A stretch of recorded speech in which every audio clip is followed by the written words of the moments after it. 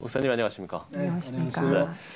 네. 대한민국이 상당히 빠르게 이 고령화가 진행이 되고 있습니다. 맞습니다. 네, 이 노령화에 대해서 대한민국의 노령화에 대해서 어떻게 생각을 하시는지 먼저 그 부분부터 좀 질문을 드리겠습니다. 우리 사회가 지금 고령화 사회에서 고령 사회, 초고령 사회로 넘어가고 있는데요. 예. 이러다 보면은 이제 경제 성장률이 저하되고 또 이제 사회 복지 비용도 늘어나고 또 노인 인구가 많아짐으로 해서 아마 자살 문제도 심각하지 않을까 생각이 돼요. 네, 여러 가지 어려움이 사회적인 문제들이 좀 발생을 할 수가 있다. 그렇죠. 네. 예. 우리 사회도 그렇지만 한국교회 내에서도 중장년층, 노년층의 비율이 점점 늘어나고 있는데 한국교회 노령화에 대해서는 좀 어떻게 보고 계신지요? 지금 통계적으로 연세대 유영권 교수님 이야기 들으면은 예. 한국교회 약 30% 노인 신자분이 계신다고 하고 이미 농어촌 교회는 고령화가 시작이 됐죠. 예. 그리고 도시교회도 마찬가지로 젊은 사람들은 들어오지 않고 지금 있는 장년층들이 노년층으로 이동하고 있기 때문에 네. 이 부분은 정말 심각하게 고려하고 교회가 대응해야 된다고 생각돼요. 네, 뭐 교회가 대응을 해야 된다 이렇게 말씀을 해주셨는데 실제로 지금 목사님이 사역하고 계신 평화성결교회에서는 그러면 이런 고령화 문제에 대해서 어떻게 대응을 하고 있는지 이 부분도 좀 말씀을 해주시죠.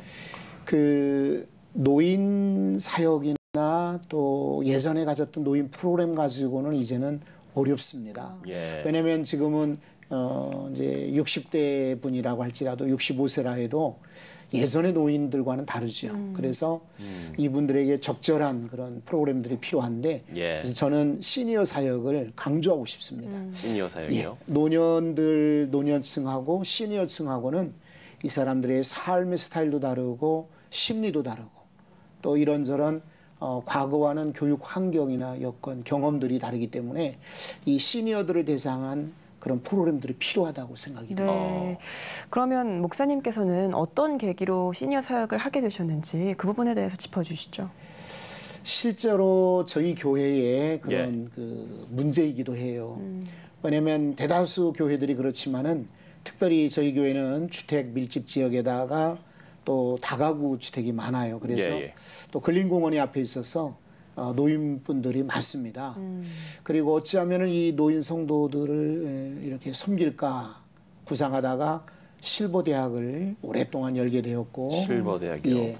그리고 경로당에 가서 찾아가서 예배하는 경로당 선교 예배 드리게 되었고 또 요양병원이 지역에 있습니다. 그래서 요양병원에 가서 주일 예배 드리고 그러다 보니까 노인분들에 대한 관심을 갖게 되었고요. 예, 예. 그 다음에 이제 저희 아이가 책을 한 권 가져다 줬는데 일본에 그 책 가운데 특별히 하류 노인이라는 그런 책이 주목을 갖게 되었어요.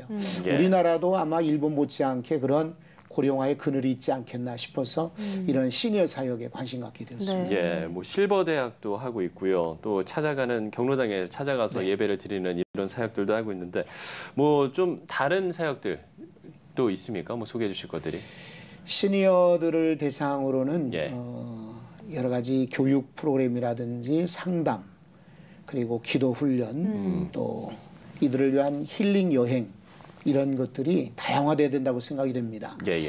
시니어들은 은퇴 후에 작게는 한 15년에서 길게는 한 30년 이상을 이제 보내게 되는데 이분들에게 삶의 어떤 의지나 또 정체성 또 자신들의 삶의 어떤 주관성을 갖고 일하도록 그리고 교회에서 섬기도록 만들어줘야 되거든요. 그래서 그렇겠죠. 그분들을 위한 그런 프로그램들을 구상을 해야 합니다. 네, 시니어 사역 전반에 대해서 좀 말씀을 해주셨는데 그런데 한국교회 같은 경우는 또 특별히 남성보다는 여성의 비율이 많아서 여성 시니어들만을 위한 특화된 프로그램도 있다고 들었거든요. 그 부분에 대해서도 소개해 주시죠. 다 똑같진 않지만 여성분들 가운데는 조용하고 또 이렇게 추종형 이런 또 내성적인 분들이 계시는가 하면은 또 여성분들 가운데는 활동적이고 또 외향적인 그런 분들도 계시거든요. 예, 예. 근데 저는 미래의 교회가 적어도 3가지 사역을 꼭 해야 된다고 생각이 돼요. 그 중에 하나가 말씀 사역이에요. 그리고 기도 사역, 그리고 빼놓지 말아야 될 것이 상담 사역이거든요. 근데 말씀 사역은 교회들이 많이 하고 있어요. 하지만 그래도 시니어들을 대상으로 한, 그러니까 일방적인 그런 그 강단에서 외치는 일방 독주적인 그런 성경 공부보다는 삶을 나눌 수 있는 예. 적용을 찾는 성경 공부가 필요하고요. 기도 사역은 두말할 필요 없이 미래교회가 아마 앞으로를 대비하는데 꼭 필요한 사역이라고 생각되고, 또 하나 이제 우리가 관심 가져야 될 것이 상담 사역이 있습니다. 예, 예. 그래서 사별자라든지 또 외로운 이들, 고독한 이들, 우울한 사람들, 이런 정신 건강을 돕는 상담 사역도 필요합니다. 예. 그런가 하면 이 노년층을 대상으로 사역을 하다 보면 이 흔히들 이야기하는 웰다잉, 네, 이 웰다잉에 대해 죽음. 관심을 네, 갖게 되곤 하는데 목사님께서도 이 죽음 예비 학교를 운영하신다고요. 네. 이 어떤 프로그램인지. 그 한국 교회에서 아마 저희 교회가 제일 먼저 시작했을 거예요. 예. 교회 안에서는 이것은 장례식을 많이 이렇게 참여하고 집례하면서 생각한 것이고요. 예. 그다음에 누구나 다 죽습니다. 그렇죠. 그렇죠? 그런데 이 죽음에 대해서는 준비 없이 죽음을 맞는 분들이 많이 계세요. 그런데 이 죽음 교육은 단순히 성경 공부로 끝나는 것이 아니라 이것은 삶의 어떤 윤리적인 문제이기도 하고 예. 또 혹은 건전하게 이 땅에서 어떻게 남은 인생을 살 것인가 하는 실존적 문제이기도 하고요. 그다음에 안락사라든지 자살이라든지 또 혹은 이런저런 사건 사고들이 많은 이 세상에서는 예. 아마도 사회적 그런 교육에 일어나지 않겠나 생각이 되고요. 특히나 저는 청년이나 학생들에게도 이런 죽음 예비 학교를 가르쳐야 된다고 생각해요. 그래요. 네. 네. 좀 어떤 이유에서일까요? 왜냐하면 네. 어른들이 물론 비율로는 많이 돌아가시지만은 청년들이나 아이들의 자살률이나 또 생명에 대한 존중감을 교회가 강조하고 가르쳐줘야 되기 때문에 사실 청년들은 그 죽음과는 좀 멀게 나와는 네. 좀 먼 이야기다 이렇게 생각을 하는 경우가 많잖아요. 맞습니다.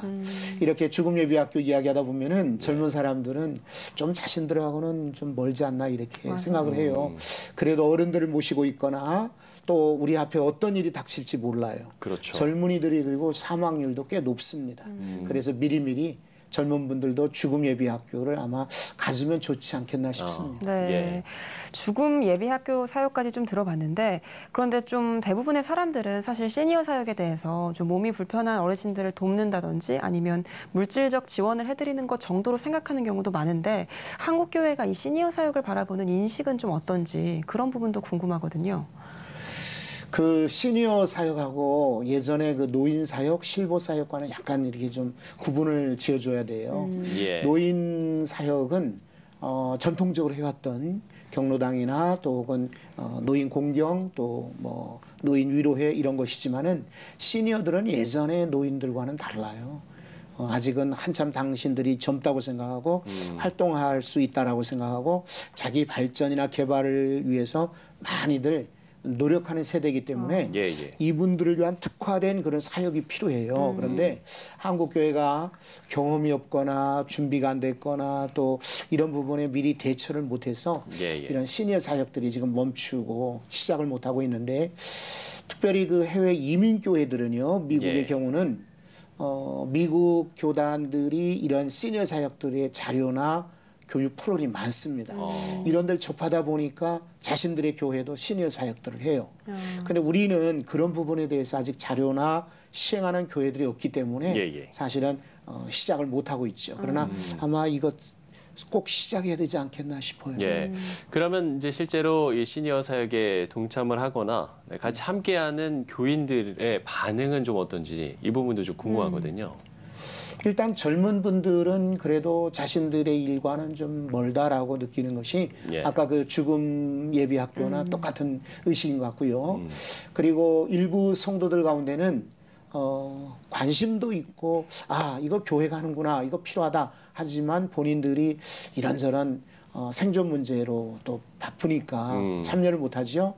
그러나 은퇴에 있는 분들은 아무래도 관심들이 많은 것 같아요. 그래서 이분들에게 적절한 그런 프로그램들을 이렇게 소개해 주는 것이 아마 앞으로의 목회적 대응이 아닐까 싶습니다. 네, 시니어 사역이 좀 더 활발하게 이루어져야 할 것 같은데 또 그런 차원에서 더 전문화된 인력이 필요하겠다 이런 생각도 드는데요. 그래서 한국교회가 앞으로 시니어 사역을 포함해서 전체적인 섬김 사역이 좀 어떻게 나아가야 할까 이 부분에 대해서도 말씀해 주시죠. 네.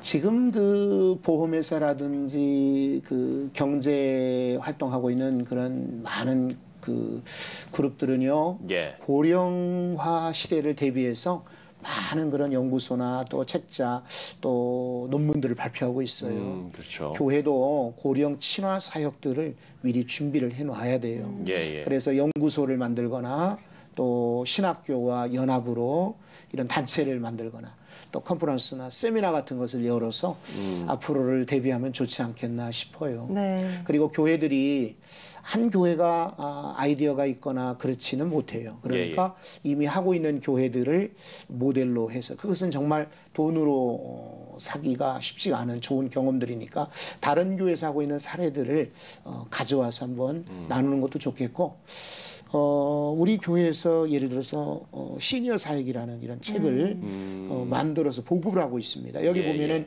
시니어 사역이 어떤 건지 왜 필요한지 그다음에 어떻게 진행하는지 나와 있으니까 아마 관심 있는 분들은 요청하시면 나눠드릴 수 있습니다. 네. 시니어 세대들을 위한 사역을 직접적으로 이제 펼치는 입장에서 목사님께서 이 시니어 세대 분들에게 또 당부의 말씀이나 뭐 하시고 싶은 말씀이 있을 것 같거든요. 그 부분을 또 말씀해 주시죠. 네. 시니어 분들은 많이 배우셔야 합니다. 예. 그리고 새로운 일에도 과감하게 한번 도전해 보시기를 바랍니다. 그리고 교회에서 하는 그런 말씀 성경 공부나 기도 사역 주저하지 말고 참여하시면은 많은 지적 욕구들 문화센터나 도서관 못지않게 교회 안에서도 또 성경 안에서도 많은 것을 얻을 수 있습니다. 그리고 할 수만 있으면은 사회 관계망이라는 것이 있습니다. 이제 노년이 되고 이러다 보면은 외롭고 고독하고 쓸쓸해진단 말이죠. 그래서 지지하는 분들이 계셔야 되거든요. 그래서 이런 모임이나 활동을 통해서 사회적 관계망을 촘촘히 하게 되면은 노년을 혹은 시니어 세대를 행복하게 건강하게 보낼 수 있습니다. 네. 이런 시니어 사역을 어떤 이 지역 교회와 좀 연계해서 좀 개발할 수 있는 부분들 뭐 이런 것들이 좀 있을까요? 그런 부분들은 좀 어떻게 생각하시나요? 감사하게도 그 앞서가는 교단이나 발빠른 교회들은 이미 시니어 사역들을 시작하고 있습니다. 그래서 신문이나 또 인터넷 검색을 통해서 한번 다른 교회는 어떻게 하는가 정보를 찾아보는 게 좋겠고요. 그다음에 백석대학교 또 혹은 예장 그 통합측 이런 교단에서는 시니어 컨퍼런스도 열었어요. 그러니까 그런 자료집들을 한번 찾아보시는 것도 도움이 되리라고 생각이 되고요. 많은 그런 이 책들이나 논문들이 이미 시중에 많이 나와 있으니까 한 번씩 이렇게 관심 갖고 찾아보시면 시니어 사역에 대한 아이디어들도 아마 발견할 수 있을 거라고 생각이 돼요. 은퇴 목회자에 대한 어떤 한국교회의 노력도 좀 필요하지 않겠습니까? 이런 부분들은 좀 어떻게 보시나요? 은퇴 목회자들은요 정말 좋은 그런 질문하셨는데 노후 대책이 없는 분들이 절반이 넘어요. 제일 좋은 노후 대책은 일반적으로 다른 분들도 그렇지만은 자식이다라고 이렇게 여기는데 자녀들도 예전 같은 그런 의식이 없어요. 그래서 부모를 공경해야 되겠다는 그런 의식도 점점 줄어들고 있고 또 어른들 은퇴자들도 자식에게 의존하는 비율이 점점 줄지요. 그래서 정말 그런 사각지대에 있는 은퇴자들이 사실은 많이 속으로 눈물도 흘리고 안타까울 터인데 아마 각 교단이나 한국교회가 이런 부분에 연합단체를 통해서 은퇴 목회자들을 어떻게 도울 것인가 하는 부분을 한번 고민을 해야 될 것 같고요. 은퇴 목회자 자신도 마찬가지입니다. 은퇴했으니까 손 놓고 나는 이제 쉬어야 되겠다. 그러나 쉰다고 하는 것은 휴식기를 갖고 정체기를 갖는다는 것은 점점 퇴보한다는 것이거든요. 육체가 쉼은 정신의 쉼이고 결국은 영적인 쉼으로 떨어진다고 저는 생각이 돼요. 그래서 이런 분들도 그냥 쉬지 말고 부지런히 사람도 찾고 사역도 찾고 할 일 찾아서 예, 예. 노년을 좀 활기 있게 보내는 것이 은퇴 후의 일이 아닐까 싶습니다. 그러면 이런 은퇴 목회자들을 실제적으로 한국교회에서 좀 되게 귀한 인력이라고도 볼 수 있는데 그런 분들을 활용할 수 있는 좀 프로그램이나 사역들이 좀 있을까요? 네. 아까 말씀드렸지만은 한국 교회가 미래를 위해서 말씀 사역, 기도 사역, 상담 사역을 말씀드렸는데 예. 젊은 분들이 어른들에게 얻을 수 있는 것이 아마 경험이 아닌가 싶어요. 그런 경험들은 은퇴하신 분들을 통해서도 얼마든지 우리가 얻을 수 있기 때문에 젊은 사역자들이 이제 그런 은퇴 목회자들을 모셔서 많이 교육의 기회도 갖고 상담의 기회를 갖게 되면은 미래 목회를 헤쳐나가는 데 상당한 아마 지혜를 얻으리라고 생각이 됩니다. 예. 그리고 은퇴 교육자분들께서도 어느 지역교회만 머무르지 마시고 본인들의 그런 많은 사역 경험들을 해외나 또 지방에 농어촌 어려운 지역에 가서 복음 전하는 일에 사용해도 아마 값지고 보람지지 않겠나 싶어요. 예. 마지막으로 질문 한 가지만 더 드리고 오늘 대담을 마치도록 하겠습니다.